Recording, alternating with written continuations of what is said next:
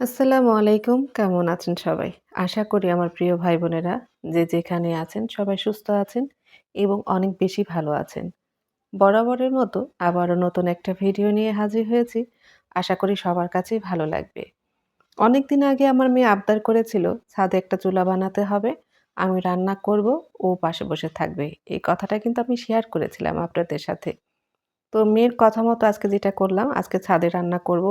তো ভাবলাম দুপুর থেকে কেন, সকাল থেকে আনন্দটা শুরু হোক। তো সকালের নাস্তাটা কিন্তু ছাদেই করে নিচ্ছি। এর আগে কখনোই ছাদে বসে সকালের নাস্তা বা দুপুরে খাওয়া হয়নি আমাদের। তো খেয়ে দেখলাম আসলেই অনেক ভালো লাগলো। চারিদিকে ঠান্ডা বাতাস, হালকা, হালকা রৌদ্রও ছিল। সকালবেলাটা খুব সুন্দর কেটেছে আমাদের। তো এই তো পরোটা বানিয়েছিলাম হাতে আর ভাজি করেছিলাম। আমরা ৪ জন মিলেই কিন্তু সকালের নাস্তাটা ছাদে বসেই করে নিলাম। তো আমার এই ভিডিওটা কেমন লাগবে সেটা কিভাবে বুঝবেন যদি একদম শুরু থেকে শেষ পর্যন্ত না দেখেন। আশা করি আমার প্রিয় ভাই-বোনেরা একদম শুরু থেকে শেষ পর্যন্ত আমার সাথেই থাকবেন। যদি ভিডিওটা ভালো লেগে যায় তাহলে অবশ্যই আমার চ্যানেলটা সাবস্ক্রাইব করে দিবেন। ছোট্ট একটা লাইক দিয়ে আমার চ্যানেলের পাশেই থাকবেন। আর প্রিয়জনের সাথে কিন্তু আমার চ্যানেলটা শেয়ারও করে দিতে পারেন। ১ম এ আমি যেটা করব, জীবনে নিজের হাতের একদম ১ম চুলা তৈরি করেছি, বানিয়েছি। সেই চুলায় আমি কাঠি দিয়েছি ছোট, ছোট। তারপরে এখন আগুন জ্বালিয়ে দিলাম। ভেবেছিলাম জ্বলবে কি জ্বলবে না। পরে দেখলাম না, মাশাআল্লাহ ভালোই জ্বলছে।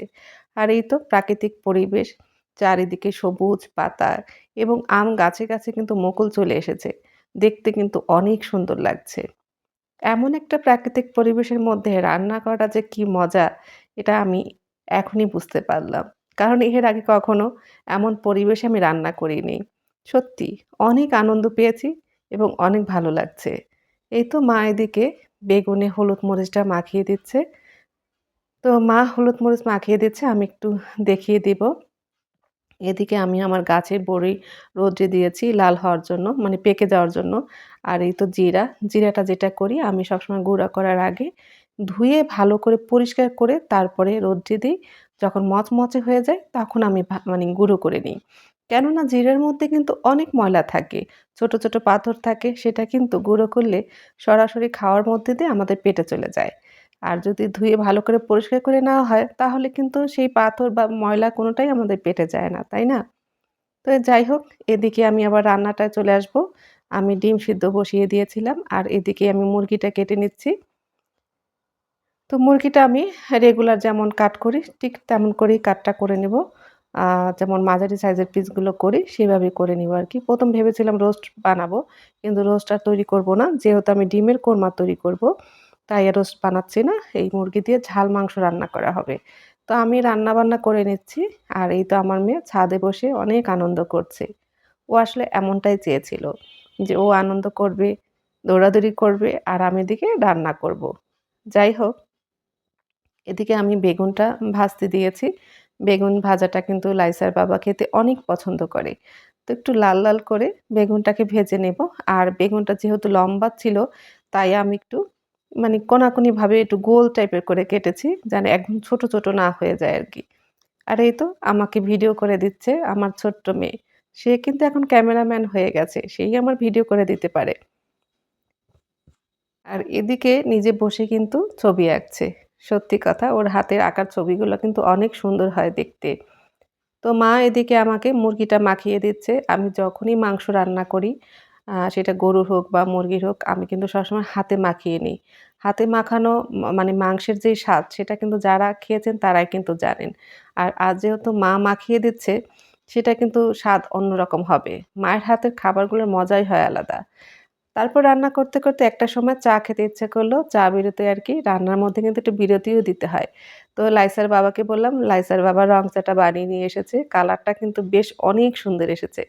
তো আমরা ৩ জনে মিলেই কিন্তু রং চাটা খেয়ে নিলাম। আলহামদুলিল্লাহ অনেক ভালো ছিল আজকের দিনটা।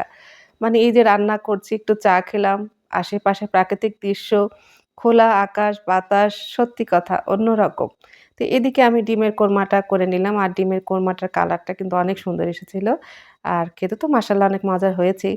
আর এদিকে এই তো মুরগিটা মাখানো ছিল। আমি শুধু মুরগিটা একটু বসিয়ে দিলাম আরকি।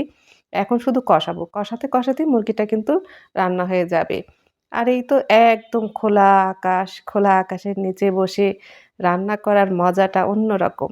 আর এদিকে বাবা আর মেয়ে দুজনে মিলে উপরের দিকে একটু চাদর টানিয়ে দিচ্ছে। যেহেতু রৌদ্র চলে এসেছে, বেশ কড়া রৌদ্রই আরকি এখন। তো দুপুরের দিকে তো একটু কড়া রৌদ্রই থাকে। তো রৌদ্রটা যাতে করে মানে আমাদের গায়ে বেশি একটা না পড়ে। আর লাইসা তো অনেকটা সময় যেহেতু রৌদ্রে না থাকতে হয়, তাই ওর বাবা একটু চাদরটা টানিয়ে দিল। তো এই দেখেন আমার মেয়ে কতটা খুশি, কতটা খুশি। দেখেন, ওর এই খুশির কাছে না লাখ টাকাও কিন্তু হার মেনে যায়। ওর খুশির কাছে কোনো টাকার কোনো কিছুই আমার কাছে মূল্য পায় না। ওর খুশির এত দাম আমার কাছে। দেখেন কত মজা করছে। এই তো এদিকে আমি মুরগিটাকে কষিয়ে নিচ্ছি। তো কষাতে, কষাতে কিন্তু আ মুরগির বা মাংসের মসলার যে কাঁচা গন্ধটা সেটা কিন্তু চলে যাবে। আর খেতেও কিন্তু অনেক মজার হয় এই কষানো মাংসের মানে মুরগিটা। আর এদিকে আমি পোলাও বসিয়ে দিয়েছি। তো আজকের মেনু ছিল এগুলোই। তো চালটাকে আমি ভালো করে কষিয়ে নিচ্ছি। তেলের উপরে ভাজা, ভাজা করছি আরকি। তো ভাজা, ভাজা করলে সেই পোলাওটা খেতে কিন্তু অনেক ভালো লাগে বা রান্নাটাও কিন্তু ভালো হয়। তো যাই হোক আমি ভালো করে ভেজে তারপরে পানি-টানি দিয়ে একদম একটু দমে বসিয়ে দিয়েছি যে এর মধ্যে কিন্তু আমার পোলাওটা হয়ে যাবে।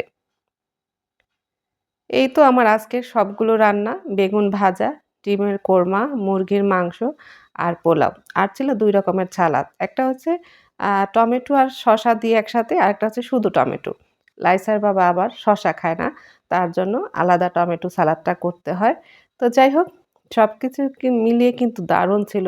আজকের আমাদের এই ছাদের পিকনিকটা যে এত মজার ছিল, সবচেয়ে বড় কথা আমার মেয়ে খুশি হয়েছে। আর লাইসার বাবাও বলছে যে, "আসলেই নিজেদের ছাদে বসে যে এত মজা করা যায়, এটা আগে কখনো চিন্তা করিনি।" লাইসা বলল, তাই আমরা আসলে আয়োজনটা করলাম। যাই হোক, এবার আমাদের খাবার-দাবার পালা। যেহেতু সারাদিন কষ্ট করেছি, রান্না করেছি, এখন আমরা খেয়ে নিব। তো আমরা তো ঘরের মধ্যেই ৪ জনই আছি, আর কোনো সদস্য নেই। তো এখন আমরা ৪ জনে মিলে খেতে বসবো। ছেলেটা ঢাকা ছিল, ও থাকলে অবশ্য আরো অনেক বেশি মজা হতো। যাই হোক কিছুই করার নেই। পরিস্থিতি যখন যেরকম হবে তেমনই কিন্তু আমাদের চলতে হবে, তাই না? ও যখন আবার আসবে, আবার কোনো এক সময় এরকম পিকনিক করা হবে। যাই হোক ডিমের কোরমাটা সবাইকে দিয়ে দিলাম।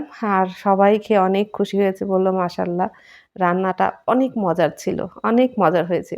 নিজের হাতের কথা বলছি না। যারা, যারা খেয়েছে তারাই প্রশংসা করে। এবং আজকের রান্নাটাও কিন্তু সবাই প্রশংসা করেছে। কাঠের চুলার রান্নার মজাই অন্যরকম হয়। তো এদিকে খেয়ে নিচ্ছি। মেয়ে তো খুবই খুশি। সে কখনো ছাদে বসে আগে খায়নি। তো বলল যে, "মা অনেক ভালো লাগছে আজকে আমার পিকনিকটা।" আর এদিকে কিন্তু লাইসার আব্বু-আম্মু ফোন করেছিল। লাইসার আব্বু-আম্মু বলতে মানে আমার বোন আর দুলাভাই, তাদেরকে লাইসা আব্বু-আম্মু বলে। তো সেই আব্বু-আম্মু ফোন করছে, সে কিন্তু কথা বলছে। মানে তাদের সাথে ভিডিও কলে কথা বলছে আর খেয়ে নিচ্ছে। ওই দেখেন তার সামনে কিন্তু মোবাইলটা আছে। আর তার আব্বুকে একটু দেখাচ্ছে যে, "দেখো বাবা আমার জন্য তাম্বুরা টানিয়ে দিয়েছে।" তাম্বুরা বলতে ওই যে আমরা উপরে যে চাদরটা দিয়েছিলাম সেটাকে বলল আরকি। যাই হোক ও অনেকটা খুশি। তো আমরা ৪ জনে মিলে খেয়ে নিচ্ছি। অনেক সুন্দর সময় কাটলো আজকে আমাদের। তো আমি সবাইকে বলব আসলে পরিবারকে নিয়ে ভালো থাকতে গেলে অনেক টাকা খরচের দরকার হয় না, অনেক দূরে যেতে হয় না। ঘরে বসে কিন্তু আমরা অনেক ভালো থাকতে পারি। সবাইকে অনেক, অনেক ধন্যবাদ আমার সাথে থাকার জন্য। আজ এই পর্যন্তই।